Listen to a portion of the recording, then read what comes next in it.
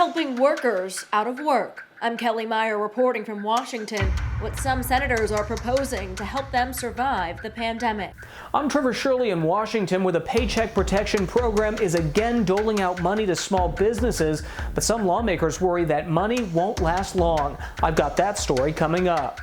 I'm Raquel Martin in Washington. Last week, Congress passed a massive bill to help small businesses and hospitals, but it didn't include any money for local and state governments. So what's next? I'll have that full story coming up. As states start to reopen their economies, doctors whose revenues have been cut in half hope that means they can restart their elective procedures. I'm Jessie Chenor in Washington, and I'll have that story coming up. I'm Anna Warnicki in Washington. Texas lawmakers are asking the federal government for help feeding children who are eligible for free or reduced lunch at school. I'll have that story coming up. The Navy relieved him of his duty, and now they may be changing course. I'm Joe Khalil here in Washington. Why Captain Brett Crozier may soon be reinstated as commander of the USS Theodore Roosevelt. A bill to show gratitude to grocery and convenience store workers during the pandemic. I'm Basil Drum reporting in Washington how lawmakers plan to do this with the Grocer Act.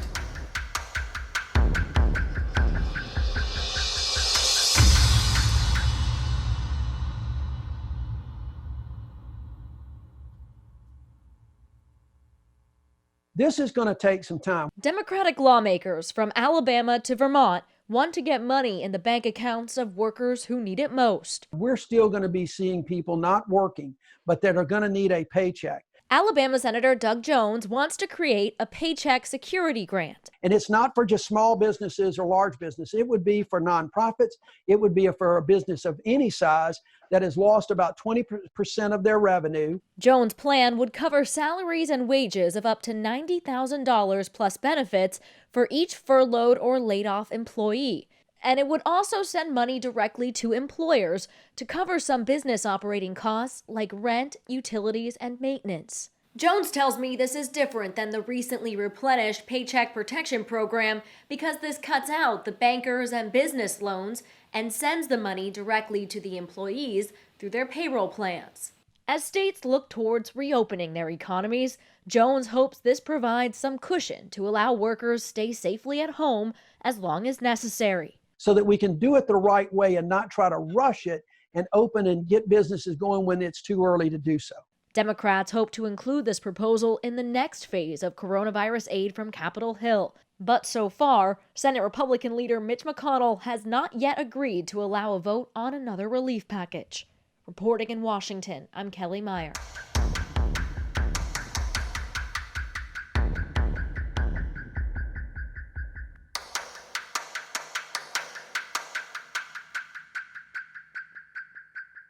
As small businesses race to apply for Paycheck Protection Program loans, some lawmakers worry the new $310 billion infusion won't last. This money is not going to be enough. We've only dealt with about 5% of small businesses. Ohio Representative Tim Ryan thinks the country needs at least $1 trillion just to keep small businesses afloat. We are underestimating the gravity of the economic challenges that we're going to have here. The first $350 billion approved in the CARES Act a month ago ran out in less than 2 weeks. Indiana Senator Mike Braun says it shows how badly help is needed. The fact that we went through it so quickly tells you how broad and how deep the issue's been with smaller businesses.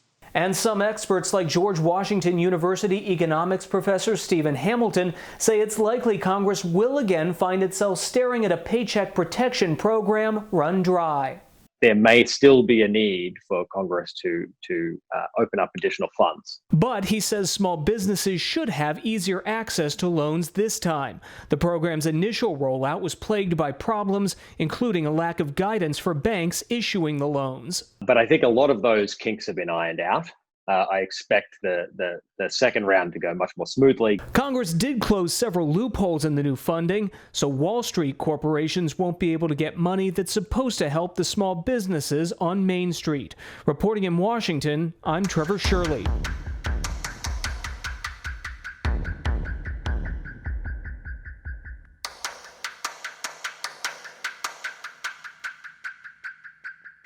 this is a big strain. Taryn Zamuda with the National Association of Counties says time is running out for Congress to get money to local governments facing massive budget shortages. Some counties we're seeing less than 1% of county workers being furloughed. In other counties, we're seeing a quarter of their county workers being furloughed. We've got to try to bail out the local governments. Some are really getting hit hard. Missouri Democrats Emmanuel Cleaver and Lacey Clay say money should have been included in last week's emergency aid package. They say Republicans need to come around. I would hope that the Senate would agree with the House's position and allow for this funding to flow. But some Republicans say they're skeptical about writing blank checks to states, fearing the money could be misused. Let's make sure that we have the ability to send it directly to our local officials. Illinois Republicans Rodney Davis and Mike Boss say their state was already in debt before the outbreak. We want to help them, but sometimes our local governments and sometimes our state government, and I say that from being from the state of Illinois, have themselves in certain situations because they've made poor choices. Last week, Senate Leader Mitch McConnell suggested bankruptcy might be the better option for states. That's an interesting talking point when we start talking about letting fire, police, and first responders go. Michigan Democrat Alyssa Slotkin says lawmakers need to find a compromise. Let's negotiate our way through that. In Washington, Raquel Martin.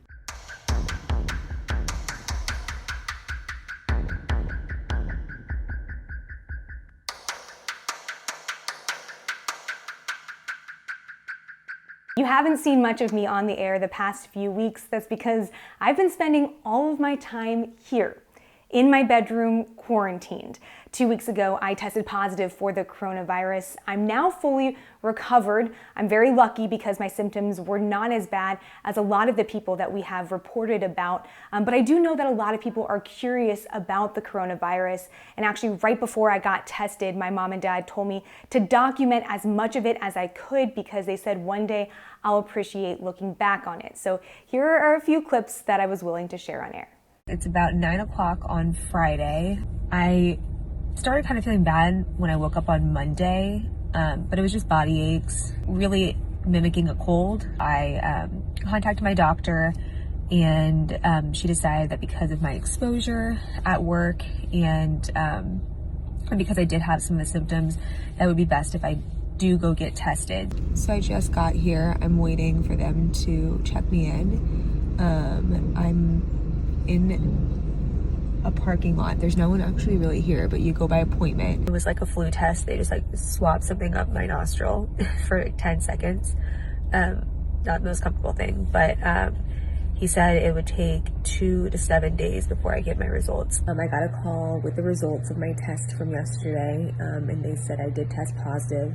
They told me I needed to stay inside for and self-isolate for 14 days, gave me a list of things I need to follow. Today my doctor gave me an inhaler. I actually had to have CVS deliver it to me because I can't leave my room, but hopefully this will help with my breathing. The next 14 days were a lot of sleeping and resting. I had a few really rough days that I'll save you from that footage because it's not very interesting, but I'm so happy to be back and recovered.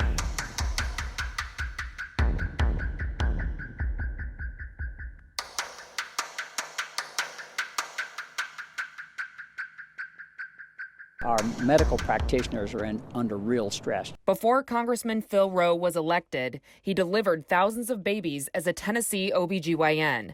The now retired physician says the coronavirus crisis is devastating his practice. The revenues are 50% of what they were last year. For the first time in history, in over 50 years in my practice has been there, we've had to lay people off, furlough people. To fight the pandemic, the Trump administration advised facilities to postpone most elective procedures and tests, cutting off the bulk of revenue for medical centers. We need to get them back to work. The head of the Tennessee Hospital Association reports its facilities are losing $1 billion every month because of these delays, at a time when their services are most needed. Many Tennessee hospitals were already struggling. Mississippi Congressman Michael Guest says it's the same situation in his state. Many of the hospitals back in the 3rd Congressional District were already under financial distress prior to COVID-19. Both Mississippi and Tennessee started to reopen their economies Monday.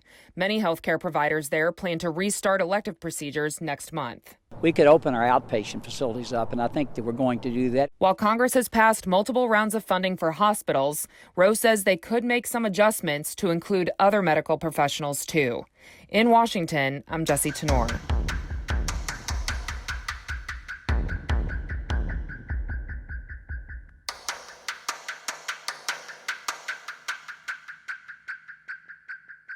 Lawmakers say they want to help some of our heroes on the front lines. And that's the hardworking men and women that work in our grocery stores and our convenience stores. Pennsylvania Representative Glenn G.T. Thompson has introduced the Grocer Act, which would provide a bonus to food supply workers who make less than $75,000. This really is a proposal to provide a federal tax holiday for them to where for a period of time, February 15th to June 15th, those hours that they would work during this crisis, they wouldn't pay federal income tax. Pennsylvania Democrat Dwight Evans co-signed the bill and agrees grocery store workers are critically important to all of us. Part of the army of the frontline workers. The grocery food workers are very essential to what takes place in terms of our food and the access of food. Representative Thompson says the idea comes from a system used for those who serve time in the military overseas, and that these food supply employees are fighting their own battle. That can impact the morale of these folks who are performing a life essential function. And both lawmakers say without those workers, many Americans would struggle. Food is medicine. Food deals with our hunger. Food contributes to all of us. The bill also asks the Treasury Department to extend this benefit for an additional 3 months if the coronavirus crisis continues beyond June 15th. Reporting in Washington, I'm Basil John.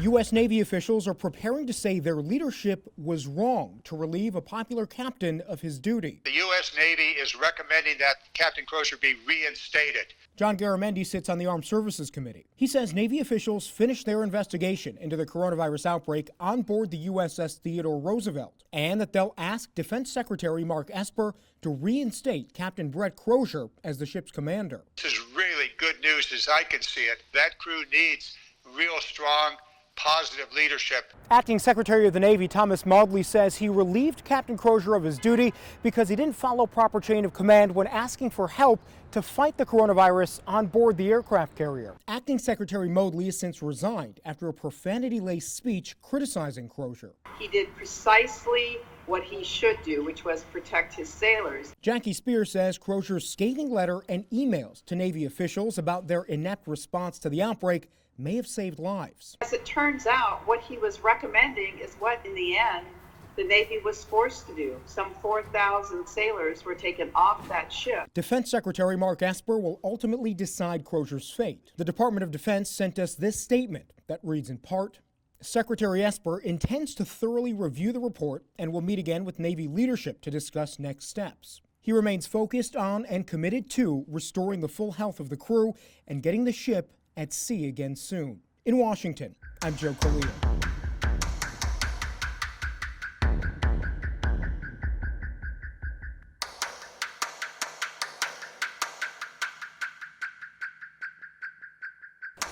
It's become almost the normal for some food banks across the country. Lines of cars backed up for miles. Texas Republican Congressman Will Hurd says this picture from San Antonio went viral. If people lose hope that they're not able to feed themselves or their family, that's when you really start seeing a chaos. Hurd is asking the U.S. Department of Agriculture to approve Texas for the Pandemic Electronic Benefit Transfer Program. This is basically saying that if you are already on food stamps and your child is going to school and they're on free or reduced lunch, then some of that money goes on to your Lone Star card so that you can buy food in the grocery store. The USDA launched the program as part of the Families First Coronavirus Act, but so far only 11 states have been approved for the plan, and Texas isn't one of them. Rachel Cooper at the Center for Public Policy Priorities says for millions of children in Texas, the most reliable meal they get are at school. Schools have really scrambled to try and do everything they can to fill that gap, but it's falling short. She says the PEBT program would ease the financial burden on families struggling to put food on the table. It would pay roughly $114 per month per child for when schools are closed. Texas officials submitted a request to the USDA last week and are waiting for final approval. In Washington, I'm Anna Warnicki. We have made real progress in this state over the course of the last number of weeks. And that's why I want to just confront the topic that is top of mind. And those are the images we saw over the weekend, the images down in Orange County and Ventura County on our beaches. Those images are an example of what not to see, people what not to do if we're going to make the meaningful progress that we've made in the last few weeks extend into the next number of weeks. The reality is we are just a few weeks away, not months away, from making measurable and meaningful changes to our stay-at-home order. That is a very optimistic point to emphasize. However, that's driven by data. It's driven by behavior. And as we change our behavior, we can impact the science, the health, and the data. This virus doesn't take the weekends off. This virus doesn't go home because it's a beautiful sunny day around our coasts. Look, I'm not naive. The overwhelming majority of our coastline was appropriately advanced, meaning the stay-at-home orders were advanced, the physical distancing, the social distancing on those beaches was appropriate. You didn't see those images in LA beaches and San Diego beaches and Northern California around San Mateo County, up further north towards Eureka, because we had strong guidelines that were not only adopted, but were abided by. Unfortunately, there were these exceptions on Saturday in particular. This is what I was born to do. And this is a pandemic that's happened during my time. But as a nurse, this is my responsibility to get up every day and help patients, help them stay well. So I'm now going to see a COVID positive patient that was discharged from the hospital yesterday. Patient is positive but stable. He's been fever-free for 48 to 72 hours, and he was discharged into the care of his family. But these patients are bedbound. They're debilitated. They're weak. And emotionally, they are afraid. They're afraid that they're going to die. They're afraid that they sent them home to die. And my job is to tell them, no, they did not. They sent you home to live. They sent you home with home care, with nursing care, rehab care, social work care, so that you can survive this virus, so that you can live. And I'm going to fight with you.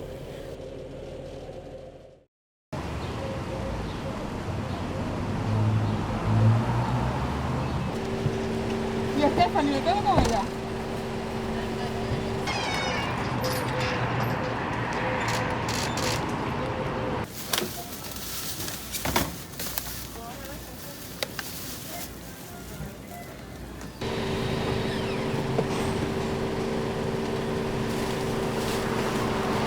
Nos ha ido bien porque hemos podido resolver algo de la parte económica. Yo no soy de aquí, yo soy inmigrante. Yo soy de Venezuela, tengo 5 años aquí y mi trabajo es parte del sustento de mi familia allá en Venezuela también. Entonces tenía que hacer algo que no era lo que yo estaba haciendo. Mis clientas se apartaron porque todo el mundo ahorita tiene que estar en sus casas y eso, y debido a eso quedé sin trabajo.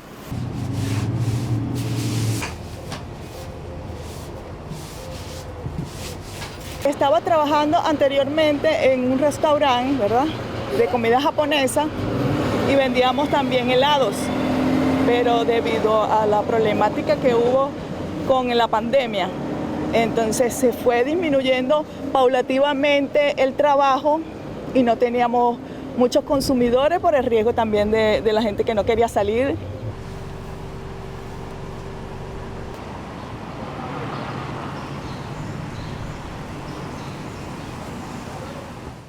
as lockdowns in Europe is with declining numbers of new cases, we continue to urge countries to find, isolate, test, and treat all cases and trace every contact to ensure these declining trends continue.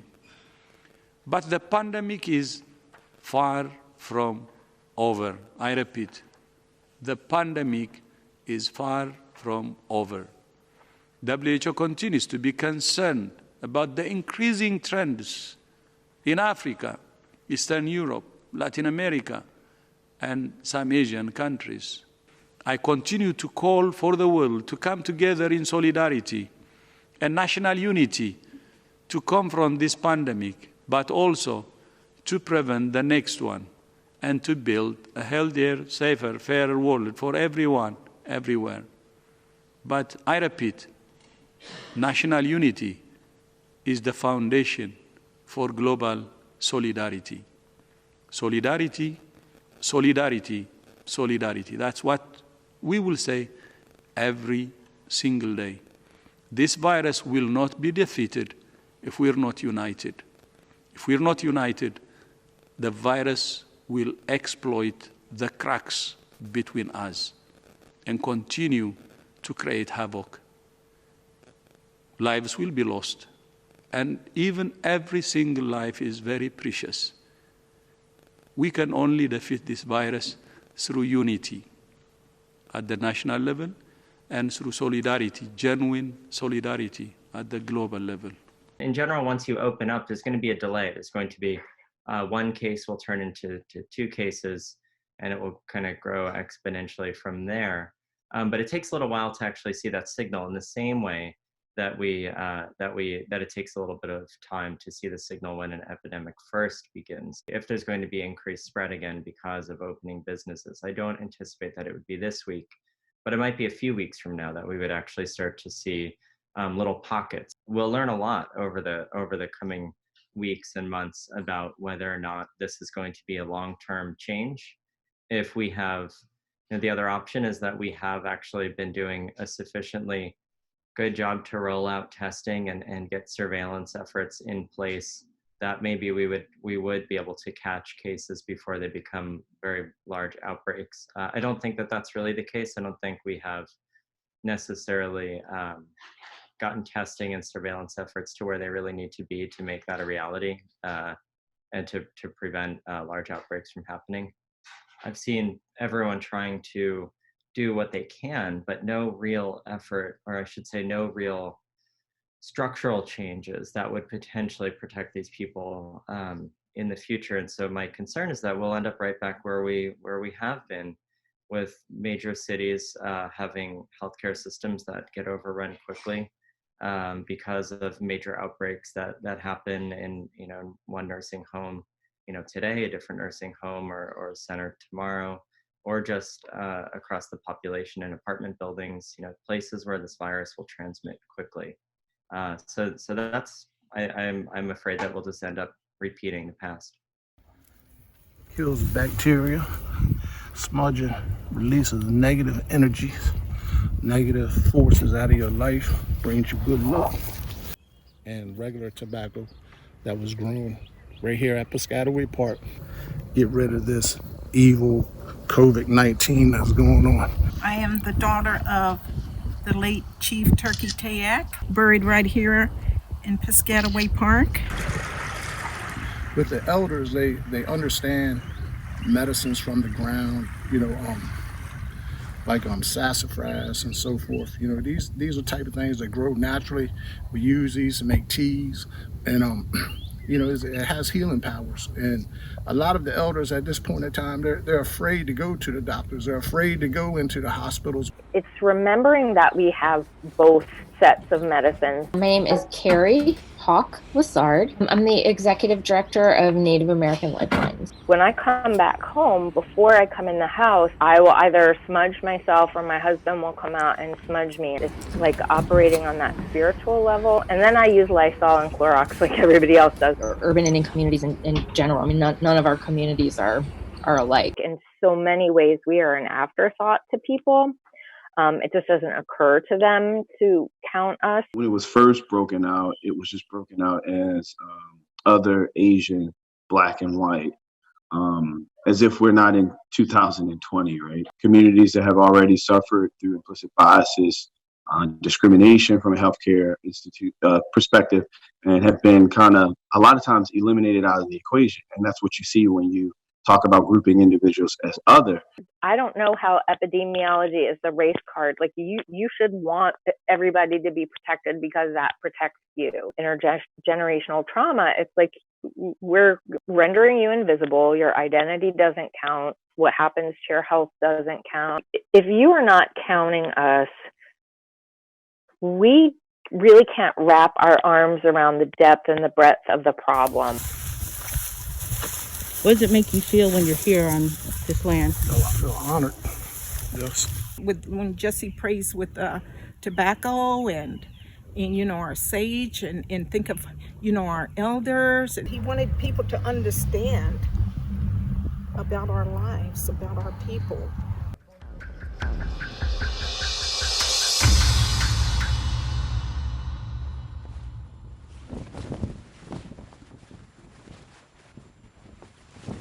Oh, say, can you see by the dawn's early light what so proudly